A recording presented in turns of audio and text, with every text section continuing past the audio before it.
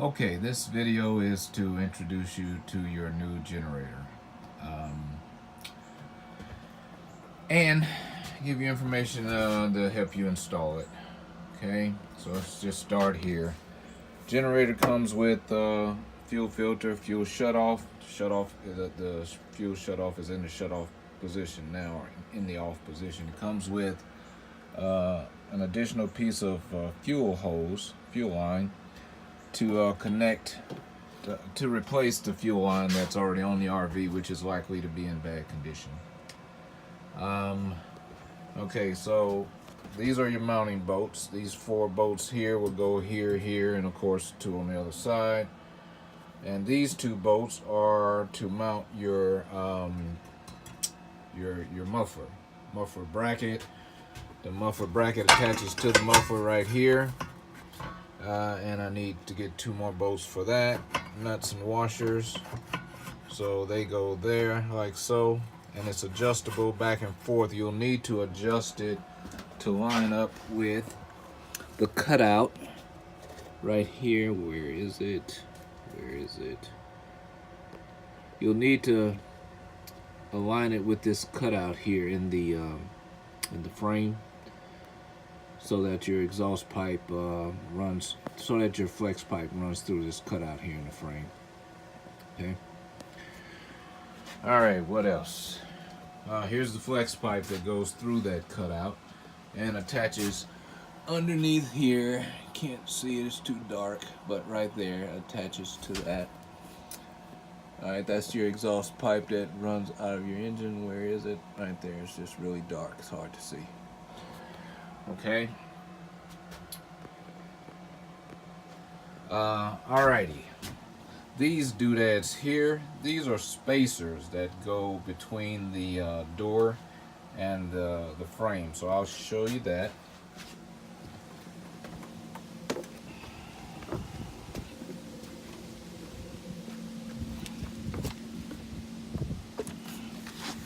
Alright, so right here, you put 2 spacers on this side, 2 spacers on this side, and it gives you more space in between here to get the door off. When you go to take this door off, it's going to be kind of tight because, as you know, there's not much room in the Rialta generator compartment.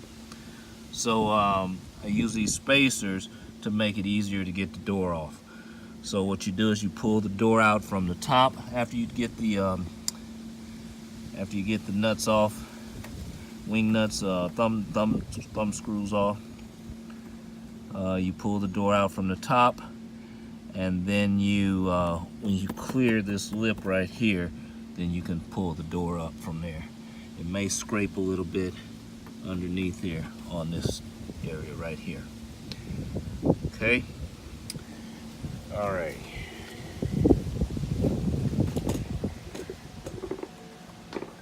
Let's see. So that's what the spacers are for. These doodads here, I'll show you where they go. Now, those are for the older model. I have a 97, and I believe the 98s are the same. And then I think by 99 they've changed the design of these catches for the door here. It's kind of dark, but by using the the new ones that have this cutout on them, it's easier to get the door in between here. Otherwise, it might be a tight fit getting them out of there. Okay, 1 for each side. Excuse me. Oh man, sounds like we're gonna get some rain, thunder, and clouds coming up. Dark clouds. Hey. All right.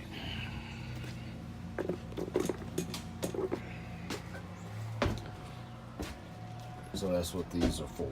All right, so here's your spark arrestor, and this, excuse me, pollen.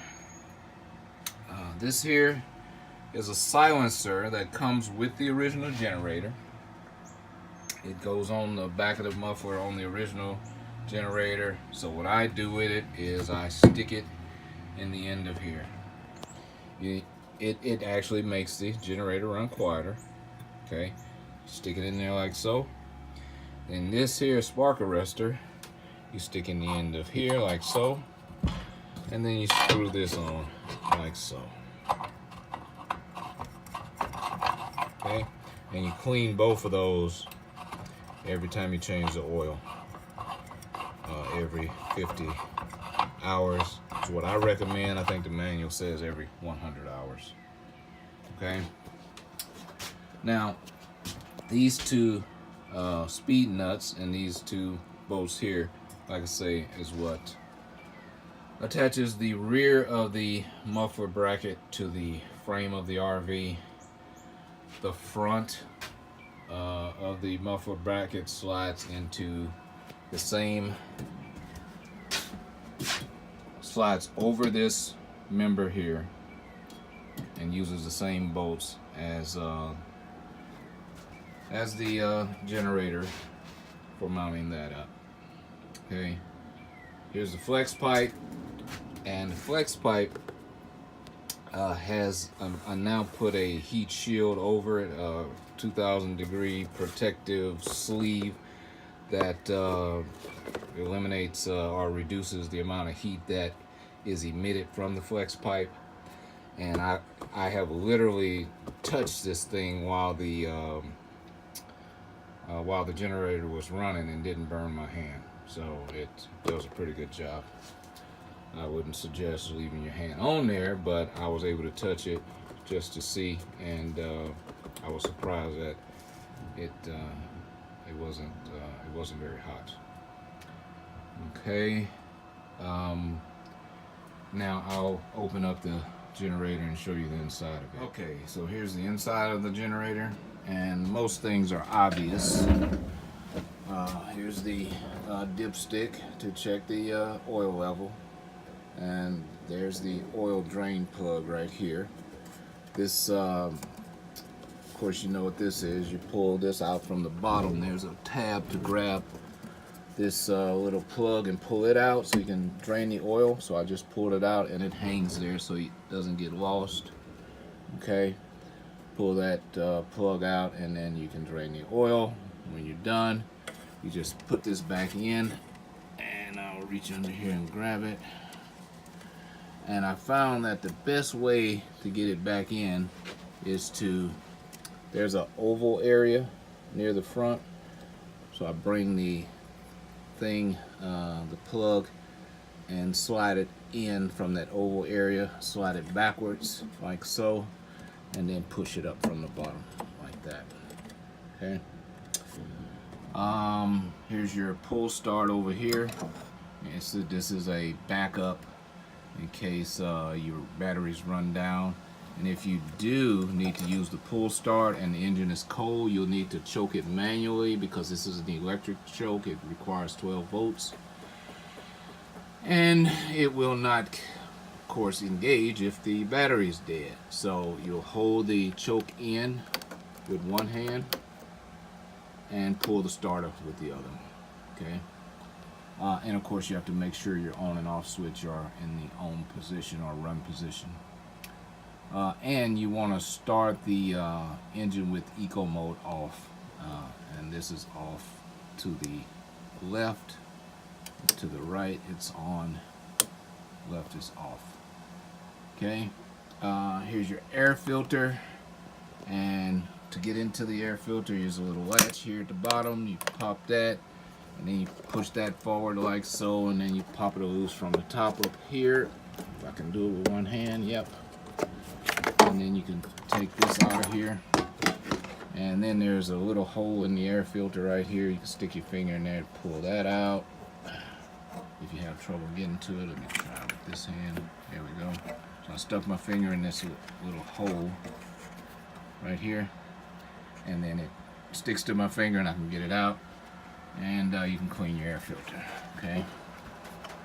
And if you needed to pull the carburetor, there's a bolt here and a bolt here and a bolt here. You take this part off, and then the carburetor slides off. Change your spark plug right here. Here's your spark plug. You can pop this off with a screwdriver, your plug, whatever you call that. and then remove your spark plug, change spark plug. Valve cover adjustment, remove these 4 bolts. Do your valve cover adjustment, I think that's every 400 or 500 hours. And that's about it. There's not a lot to it. Fuel filter, you can change that right there. Can't think of anything else. That's about it. Really simple deal. Here's your 12-volt connection for your battery. It's always been in the same place.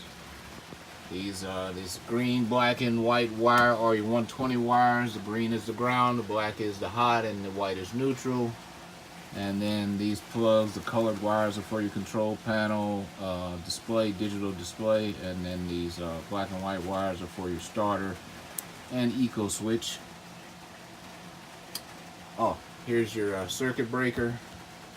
So if the engine's running but you're not producing power, or you're not getting power to your RV, and the display is still reading 120 volts or more, then you know the generator's producing power, but it's not getting past the circuit breaker. You've tripped the circuit breaker somehow. You just reach inside the generator compartment and mash that button. Okay, this fuse up front here is your 12-volt fuse for your starter. So if your electric start won't work, but the manual start will, check this fuse. And you cannot see the fuses that come in these things. They're not glass, so you can't see through them. So I just recommend you have another fuse on hand. This is a 15 amp, I believe, fuse. It says it on the fuse. I'm pretty sure it's 15 amp. And apparently it's the same as what goes in a microwave. And then replace that fuse and you should be good to go.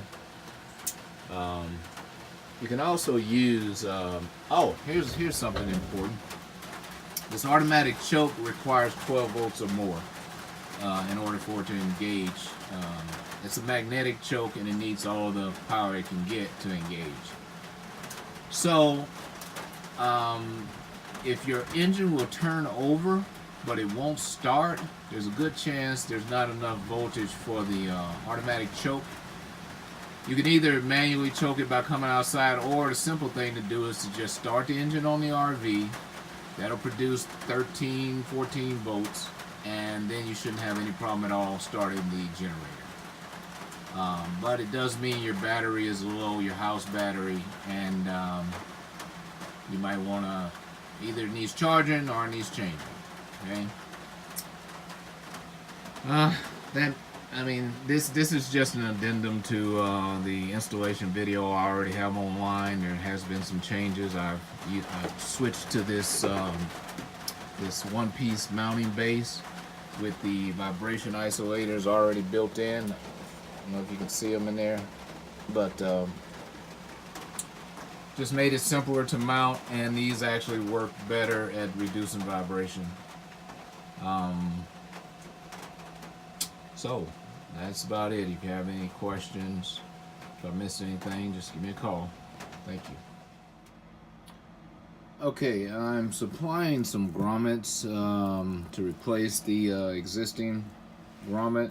This one here is the goes in the side of the generator compartment. This is what the control panel cables run through. The one that's in there is likely to be glued in, and you're going to have to take it out. Well, I guess you don't have to take it out to get these in, but if you do and you decide you want to replace it, you can use this one. I actually had to make this grommet. This is 2 grommets glued together. Okay, so you're going to have to be gentle with it, but I split it so that you can put it on after you've run these cables through.